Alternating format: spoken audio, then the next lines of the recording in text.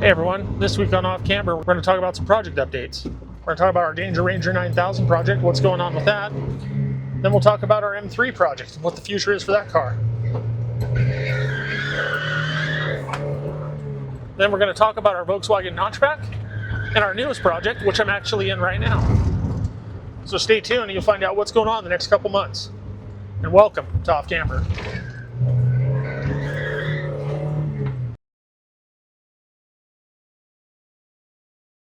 Welcome back. I'm Jason Jackman. This is Off Camber, and this is the We Hit 125 subscriptions episode. Yeah, it's not that many, but it's pretty good for only being around for a couple of months, you ask me. I mean, sure, I haven't gone viral yet, but I got one video that's got 1,700 views. With us starting to get into a regular rhythm on the channel, I wanted to go over our project cars so you know what's coming up for the next few months and kind of know what to look forward to. But before we get started, if you guys haven't yet, go ahead and hit that subscribe button. Smash that like button. Go ahead and make a comment down in the comment section about stuff you want to see us do. So anyways, let's talk about these project cars. If you've been watching the channel, you know that we blew up the engine on our Danger Ranger truck. Not only did we blow it up, but we blew it up in practice after driving 1,900 miles with it on the back of a truck to get it down to Florida. But, you know, I look at everything as a challenge. If I couldn't do it the first time, I'm going to do it the second. So the truck's down there at a friend's house. He's actually getting ready to pull the motor on it. It's my friend Ken. You might have seen him on the videos. He'll talk more in future episodes and you'll get to know him a little bit better. Once we get the engine pulled, we have another good motor. It's a nice fresh one. We got it, secured it already. It's already at Ken's house, and I'm going to be going down there in December to pick it up. We did officially enter the race. So tickets came up for sale, I don't know, about a week ago, and I went ahead and bought the tech card and the practice session. So I'll be there on the 16th and the 17th. 16th I'll be practicing. 17th I'll be racing. So hopefully the truck stays together this time. I think we've built a solid truck because the only thing that we were really lacking in last time was the engine. I hope you guys will come out and maybe go on Freedom Plus and support the channel and watch us. That being said, if you guys do want to support us, there's a link on the bottom of the screen here. That's our merch shop. I am going to be putting everything on sale, 30% off on everything from tomorrow, Monday, all the way up until Christmas. So if you guys wanted to get a shirt and you've just been holding off for some reason, this is going to be the best time to do it. We're going to blow this stuff out, 30% off. But back to that Danger Ranger truck. So I intend on making it to the main event this time. And last time we were running in the corners, I was keeping up. On the straightaways, I was getting absolutely blown away. A lot of those trucks seemed like they had a little bit more power, and I think that was just because we had a weak engine, and I think that the overheating of it just took it the rest of the way out. It was never quite running right, and we struggled to get that thing to run as good as it did. We were hoping it would last and we could just do the race. God had something else in mind for us, apparently. This time we have a fresh engine, and there's not a single thermostat in sight. So keep an eye out on the channel. I'm going to be heading down there in December. Ken and I are going to swap that engine in. Once we pull the bad engine out, we're going to go ahead and tear that down to see how much damage we actually did to that thing. And it was actually hydrolocking. So in order to get us to be able to start that engine, we were having to drain all the water out of the car and then turn the motor over and pump the water out of the exhaust. And then it would start to fire, which it wasn't quite hydrolock, but it was putting enough water in there that was drowning the spark. And if you plan on attending the race, go ahead and get your pit passes now. If you're going to be there in person, definitely buy the pit passes. You have to come over to the side of the track that has all the vehicles, which is super cool because with the Pro trucks there and then all the Danger Ranger trucks and all the Altimas, it's actually really neat. So anyways, next up is our M3 project. Once we talk about this, we'll get out in the garage, we'll look at the Notchback, and we'll go for a drive in the new project.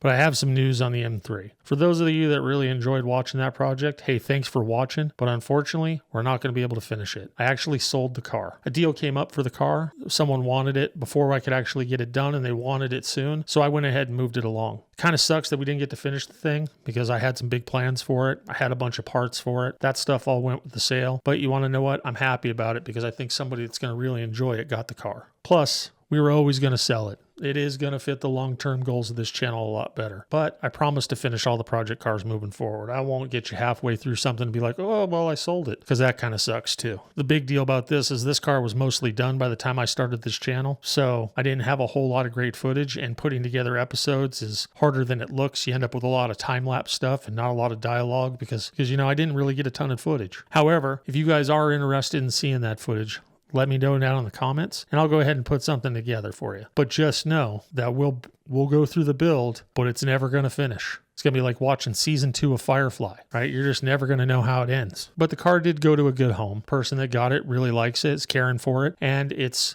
in the shop right now getting the rest of the stuff finished up on it. So should be pretty cool when it's done. I'm excited to see it finished. Unfortunately, it's not going to happen in our hands. Here's some pics of the M in the final state that I had it in, but let's go ahead and move on to the next project, shall we? Well, this here shell of a vehicle over in the corner of my garage is my 1964 notchback. I'm pretty sure the previous owner worked behind the meat counter at a deli, if you catch my drift.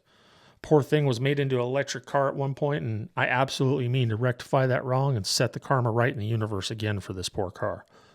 As you can see, the butcher did a real job on this car. He cut out all the sheet metal in the engine bay right here. And then if you look up here, he also cut out the package tray so that he could access the batteries easier. As you can see, he did some metal work to the heater channels. I guess metal work in his language means taking strips of aluminum and riveting them over the holes. It's absolutely horrific to see it. And the funny thing is, the guy sold it to me and said, you could just put a motor in it and drive it. Had I done that, it probably would have been a horrible, horrible mess. But I knew it. I looked at it and I saw all the stuff and figured it was going to need a ton of work. I got a great deal on it, so I'm not really complaining. Because overall, it is a pretty solid car, rust-wise. I don't know what's going on, but like I said, it is welding season in Texas, so we're going to go ahead and fix this up. So the body does need some replacement metal, which if you look around right here, I have it scattered all over the garage, but it's mostly up there in the rafters. Over there, you can see the doors and some other parts, and on the shelves, you can see a whole bunch of parts as well. So first thing I'm going to do is I'm going to get to work on the chassis of the car. The chassis for this thing's equally as bad. It's buried under all this stuff right now, which is actually body parts and stuff like that for the car. There's some scrap metal I can use to fill holes on fenders and stuff like that. Just take my word for it and you'll see it in the next couple weeks. Nothing's really connected. Dude used some tech screws, glue, and some wishes to hopefully hold this chassis together. I know the body of the car looks shiny in this video, but this car is an absolute basket case. I have most everything we need to put this car together, so it's really just a matter of getting work done to it. If you've never seen one of these before, it is a 1964 Volkswagen Type 3 notchback. As you can see, it's a early 64. It's got the push-button dash, and this is what these cars look like when they're all done. Now, obviously, this picture here is a nice stock resto. I am going to modify it because, like I always say, more low. Everything has to be more low. So we'll be doing something that looks more like this. And we're going to go after this one because I really do enjoy these air-cooled cars. It's kind of like a pet passion of mine. And just to give you an idea of what's coming up and what I'm